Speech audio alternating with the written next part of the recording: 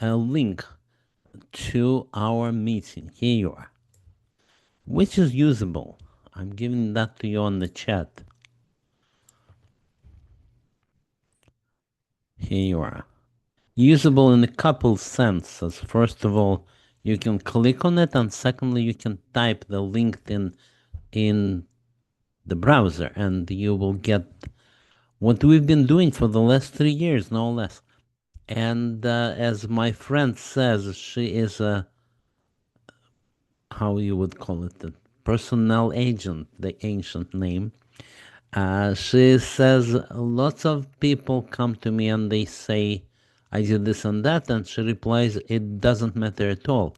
Only what you did in the last 3 years, and maybe not even that much, because the world is very new.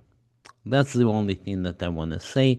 So what we will cover today is, I'll give you a challenge of the week. At least I happen to love it. And then we'll talk about what are the interesting things in the news, and then we'll chat about the job market, because we started with that. And I think I even gave you a picture that my daughter created when you asked me about how they found the job. And then we will look at other interesting things. So that's our plan for today. So let us start. Before we start, however, I want to show you that one link, this one. So I call it AI education. That's the collection that we, all of us, have accumulated all these years, 3 years. And the interesting thing is that they are all still useful, 3 years, but the courses are great. Some of these courses are, you hear, most of them are from Andrew Ng and his Coursera, or it is Deep Learning AI, but some of them from all other sources. They all teach good stuff, something you do need to know, or better that you know that if you want to kind of exist in this world still in any meaningful and interesting capacity. These are the links, so let's look at what's latest. Oh, I should put one more. So I'm looking at the AI part. It's here. And the latest is this one, taught by Google. So let's click on this, taught by Google. This is a Coursera course. And you know what? Since we jumped in there, let's talk about this. So that is one new course that came up this week. And it is on Coursera, not on Deep Learning AI. So the result is that it is kind of simpler. It's not deep learning. But my personal opinion, that doesn't count at all. Nevertheless, my personal opinion was that Google, and that's Google, Google teaches you prompt engineering. They didn't call it prompt engineering, they call it prompt essentials. And let's talk about that. First of all, let me share the screen again and share it with the sound. So I share it again with the sound.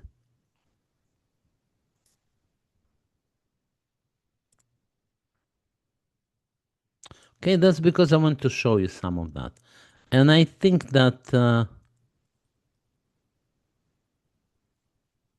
maybe that was good enough. Yes. Well, it's just a minute or two, so let's start.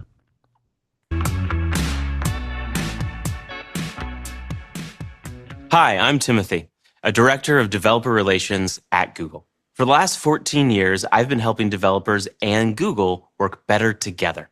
I've recently been working a lot more with Gen AI to do things like technical writing and generating code. I've also been helping more developers integrate Gen AI into their apps.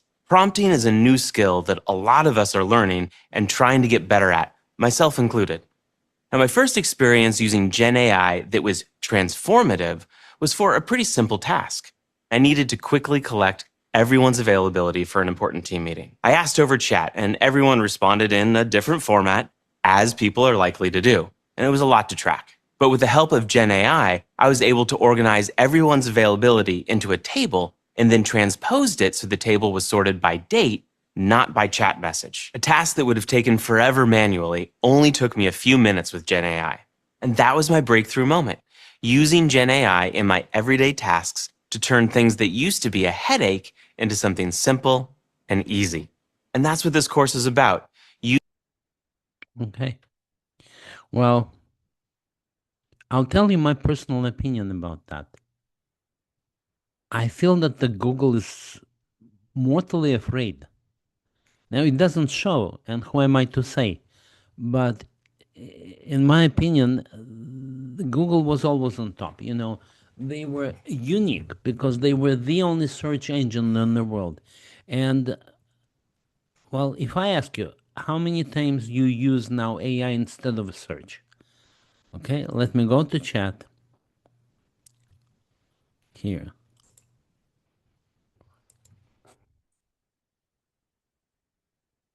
What is your percentage? What is your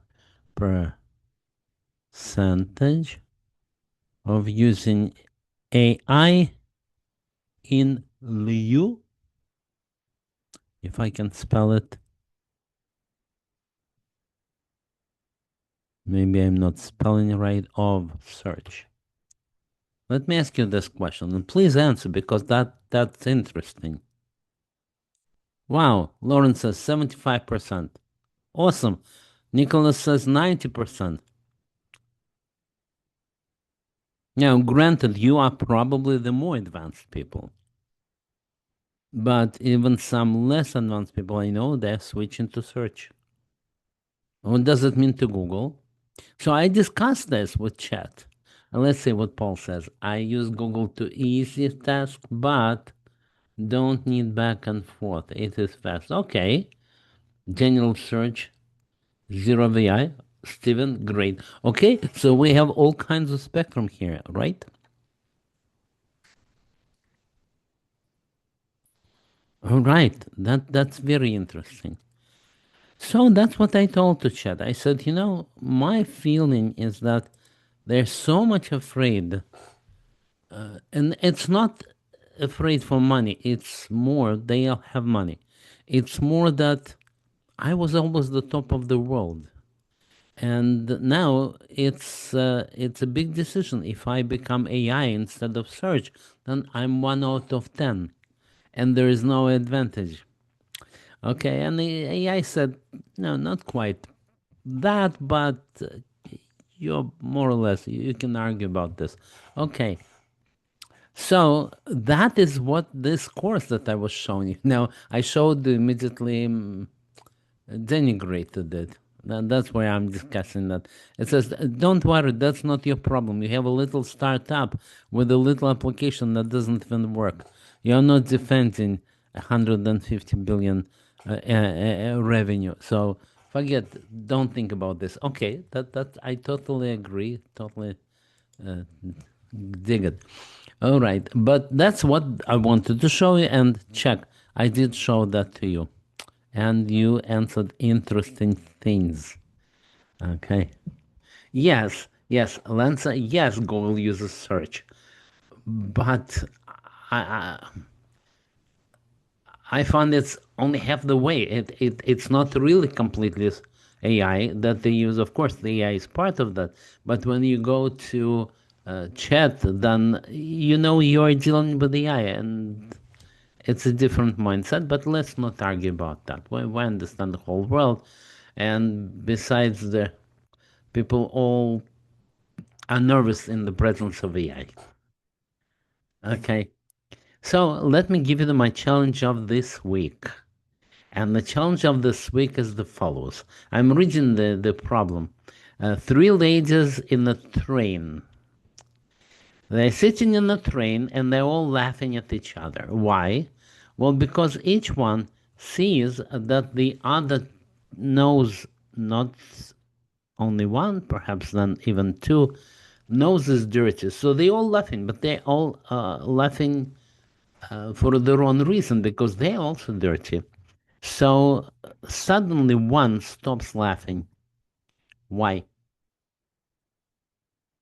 In other words, What is she thinking? While you are thinking about the problem, I'm explaining that she must have thought of something that didn't occur to her before, right? And suddenly she realizes, obviously, she realizes that her nose is dirty. That's why she stops laughing. Okay, but how? How does her mental process go? Now, I need to explain to you that there is a mathematician called Littlewood. So Littlewood and mathematical miscellany is his book, and he is the leading mathematician of the 20th century, no less than that.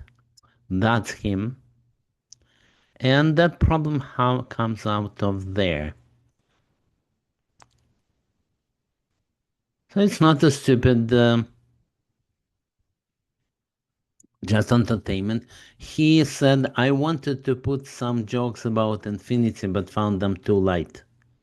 We have our jokes about infinity, and that's Jeff Dean. He traveled to infinity and back 2 times. But anybody is with the answer?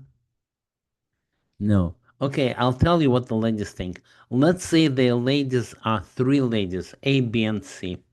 So let's go A. What does she think? She think, I see their noses are dirty. That's why I'm laughing. But I wonder why they are laughing. Now, I assume that my nose is completely clean. There is nothing to laugh about.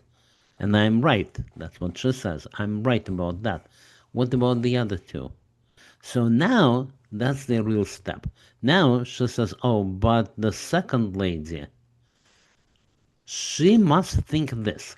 She must think A is clean. She must see me, I'm clean. And she must think, what is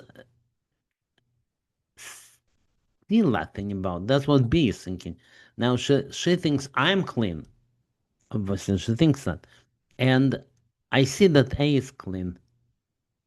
Then why is she laughing? When she says that, she thinks, and what are they thinking?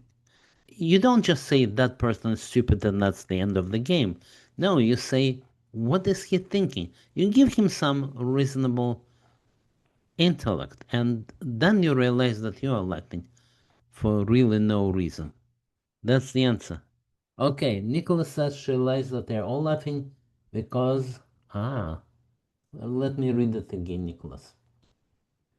She realized that they're laughing, thus all their noses are dirty.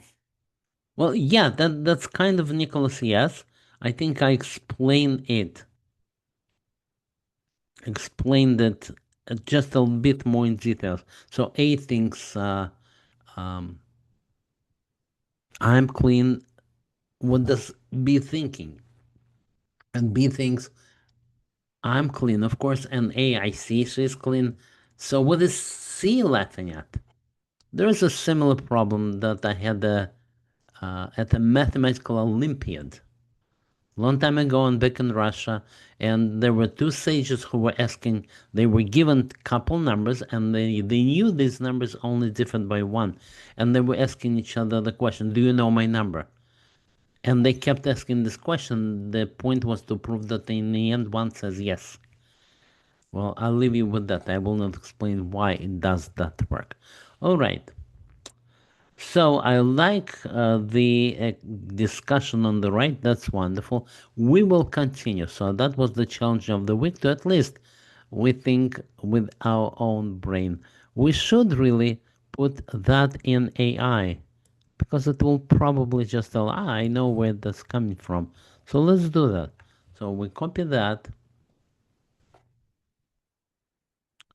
Well, here's the chat. And it's random.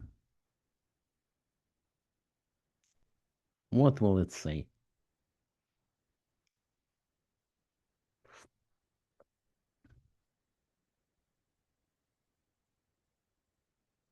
What is it so hard?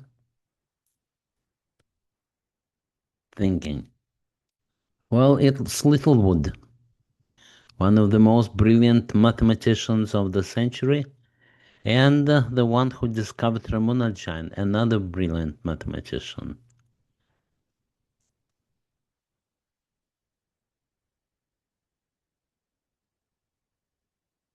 But he gives a completely different answer. Her own must be dirty too. And then he brings in, she catches her reflection in the train window. That is not the answer. Well, AI is not brilliant, right? We all agree to that. AI is not a genius. It's not a poet. It's not Shakespeare. So that's how we should take it. It's a friend, very good friend. What are the news? Let's look at what are the news, and the news will lead us to exactly where I want you to be. So we'll look at the news, and the first thing that he discusses is that job seekers are having hard times. And why? It's because uh, the demand for programmers is just less. It's the first group that suffers, the programmers. And then Andrew takes his point of view on that. He says that yes, they did fire many people, or didn't even hire, and the next step is to which I agree and tell you this all the time. Well, keep learning. That is because, as I think Andrew famously said, it's not that the jobs will be taken by AI. No, it's people who know and use AI will be taking the jobs of those who do not. Okay, again, I repeat to make clear the programmers who are using AI, that is who it's the world. And I wonder if you agree. Let me ask that on the chat. Oh, chat, would you agree? I have to spell it because maybe you're not paying attention. That programmers using AI will take away the jobs of those who are not, but it's not the AI itself, not the AI itself. So let's see. Paul says programs need to use that. Yes, they need to. But my question is, will it happen? Will they will take away the jobs? Of course, I'm a little biased because I also teach it. And then Andrew Ng is a little biased because he also teaches it. That's number one. But number two, coming here, is the story of OpenClaw. OpenClaw is such an interesting story that everybody is talking about this, and we can't avoid. We must talk about that. So I have a whole story. I note that Andrew mostly speaks about that it went through a whole renaming saga. It turns out it was a big saga. It was a very interesting how Peter Steinberger, the one who invented it, is trying to rename it, and the hackers are grabbing every name that he gets, converting it into tokens and making a fortune on that. So that all you can hear, and not only that. Well, what Andrew says is we kind of investigated, but what I'm saying is here. So that is, I'm writing the book on security and AI, and I'll give you that link. If you click, you'll get exactly to the AI and security book. And the first few things that you will see here are exactly about that. So that's what is really interesting. And I will talk about that today. Now, let's see. What did you say? Lawrence says maybe, but it makes a ton of mistakes and it may reduce, yes. Lauren, so tell me which tool you're using. It's not kind of what you're smoking, but it's similar. So I use a combination of, first of all, anti-gravity from Google, and then a couple tools like IntelliJ and even PyCharm and NetBeans. With all these, and that's what the programmers report all over. With all these, you almost never write code. Almost never. Not exactly. My code is old-fashioned and getting modernized. So sometimes I have to do the work and debug stuff, or the difference between production and development. But in general, it's more and more that it makes less and less mistakes. And we'll come to OpenClaw because that, I think, is a game changer. So you are saying both true AI skills help your work and AI reduces labor needs and future is hard to predict. But we're here. So we are looking at OpenClaw. So first of all, who has not, well, you will not admit that you have not heard, who has heard about OpenClaw? Okay? Let's see who will say, yeah, I heard about it. Okay. Well, Fireship made a video about it. Who is? Give us the link. Who is Fireship? But I'll tell you more. First of all, let's look at step by step. The awesomeness of that is really a link to it itself right here. So Peter Steinberger is the guy who invented it, and he said, "I just wanted to have fun." The guy sold a few software products that are running on a billions of computers. So he says, "I'm comfortable financially," but he wanted to have fun, and he invented this, and it took off in a few days. Really, a few days. Everybody around me telling me that, "Have you used it?" So look at the numbers. A few numbers here, 100, almost 200,000 stars. Well, just in short term, if you have not seen it, it's something that goes to do work for you. It has complete authority. It's allowed to do anything you want.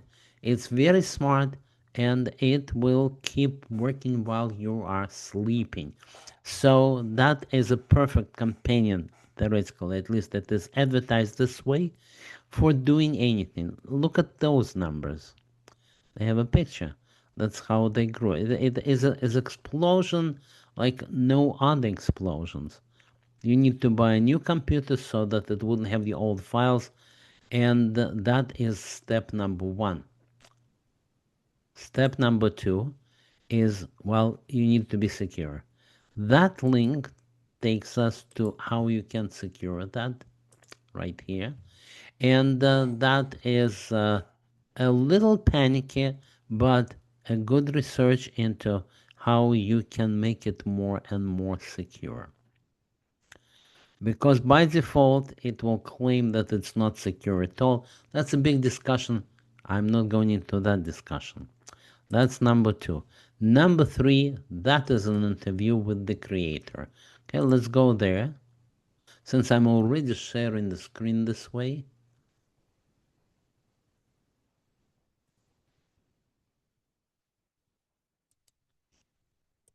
where is it? Here, right?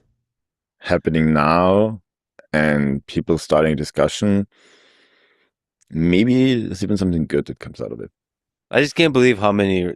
Okay, so it's 3 hours interview.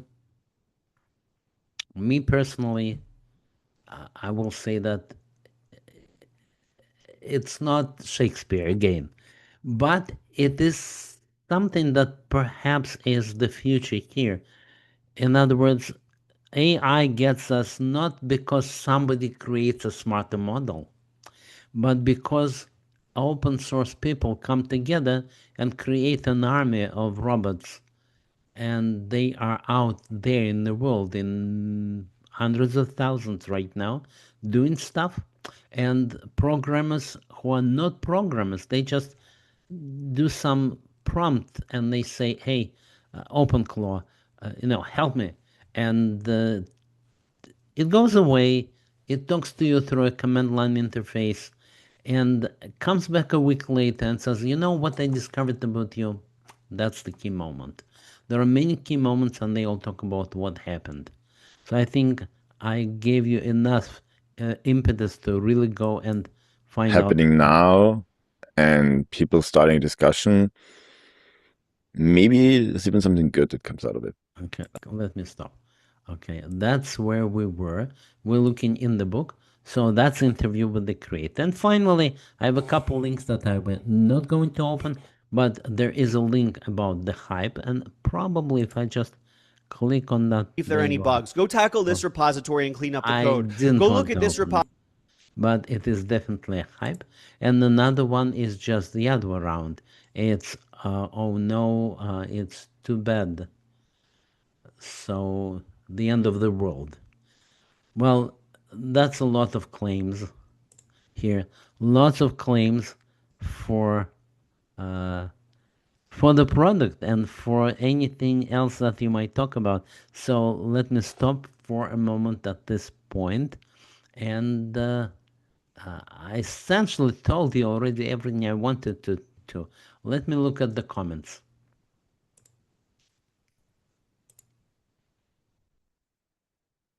Okay, Nicholas, thank you. So there's a fire ship. We'll look at that. And then open source is nice. This is, however, crazy open source. He wanted to be weird and he succeeded. Also, it's an amazing thing that's going on. Well, I'll have to listen to the end and I will have to. You know what? My project is probably to run it by next time and report my own personal findings. Okay, there are hundreds of thousands of people doing this, but I will be the one who will tell you about this. Okay, and finally, what do we have? We had a take on exploring fashion and using AI to judge levels of fashion. That's what Lance says, and he gives us the show. Okay, great. So I think we covered almost everything. And I think there's more questions than answers. But I wanted to show an interesting collection. It's a Russian guy. He is an expert in AI. But the collection of resources on AI is really universal. So he's a well-known guy. Uh, and my wife sent it to me. So she said you should read it, and I'm giving it to you now. So that is Russian, but those who are learning Russian will find it fun. Anyway, the courses are all in English, and that is what you can look. So I'm not saying anything. It's just an interesting collection by quite an expert. He also shows how exactly he positions his terminals, 6, 10 terminals, all of that, a very geeky geek. That's what I want to show, and that's not I wanted to show. So let me try to close that. And we have done our coverage for today. So let me do this. Is there anything interesting that I'm doing? Oh yeah, I'm doing something. So we are done with Free. We almost released it. It just doesn't work in production, but it works in development. Where is this and what is it? Okay, you go here, you go here. That's free. It used to be a product for electronic evidence discovery for lawyers, but it really is a generic platform for document investigation. It sucks in your documents. You can download it. Right now, it works as a desktop application, but it works on all four platforms on the Windows, Linux, and 2 versions of the Mac. Okay, and you can think of that, and that will appear soon, as just document investigation. So you might say, Mark, but I can go to chat and upload my documents. But first of all, chat will accept just a few formats, and that thing will accept 1400 formats using tick, of course. Secondly, no limit on the size. And the bigger computer you have, the better. We are putting out a version for the cloud, which will absorb and then let you investigate and ask questions about 1 terabyte of documents per hour. So ingestion speed is 1 terabyte per hour. That is usually enough for legal requests coming from Department of Justice. So we probably will not go for any more for that, but it's here. You can download it. In other words, you can go to the link and then find where it is downloaded. And where it is downloaded is GitHub, of course. So you will find GitHub. That's where it is. Okay, and that's where you can download the latest version and try it for yourself. All right, that's what I have been doing day and night. I think we're already done with the release. This daily build is the best that we got, but very soon it will move to the latest release, an official release, okay? And that will be fun for all involved. Because honestly, the price of it is about 100 times less than the official price of a Discovery. Well, okay, I wish everybody good luck and a great weekend. And yeah, and a great weekend and a wonderful year ahead.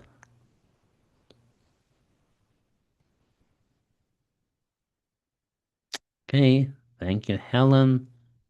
Thank you, Paul. Or anybody with lots of ideas. Okay, they tell me take some scandalous files and upload them there.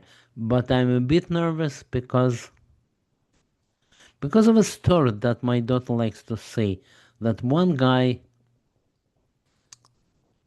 went to the perfume shop and got all perfumed, and that was nice. Everybody thought he was a good guy. Well, it works the other way around with the bad guys, so maybe I shouldn't take the scandalous files and upload them for free. People do it anyway. So all the best, everybody. Goodbye.